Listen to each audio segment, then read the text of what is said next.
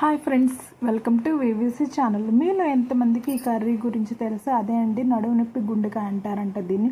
నేనైతే first time చేసినప్పుడు నాకు చేయడం అయితే రాక ఆ ముక్కనైతే నేను ఆ గుండెకాయనైతే కట్ చేసి అయితే చేశాను. ఎర్రగా అయితే రావడం వల్ల నేనైతే వామిటింగ్స్ అయితే చేసుకున్నాను. బిఫోర్ మ్యారేజ్ అయితే నాకు అసలు దీని గురించి ఏమీ తెలియదు అనమాట. మ్యారేజ్ అయ్యాక మొత్తం అయితే నాకు ఇది నేర్పించింది.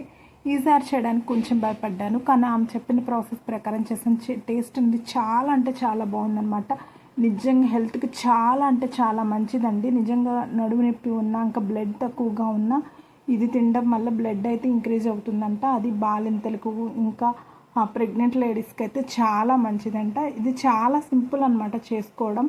అది ఎలాగో చెప్తాను రండి. నేనైతే ఫస్ట్ దాన్ని నీట్గా క్లీన్ చేసుకొని వాటర్లో పసుపు ఉప్పు వేసి బాగా ఉడకనిచ్చానండి.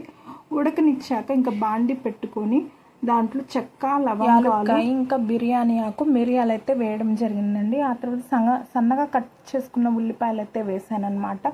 ఆ తర్వాత పచ్చిమిర్చి ఒకటి వేసాను. ఆ తర్వాత ఆ గుండెకాయను వేయడం జరిగింది. అది కొంచెం మగ్గాక నేను అప్పుడు టమాటాలు అయితే వేసాను.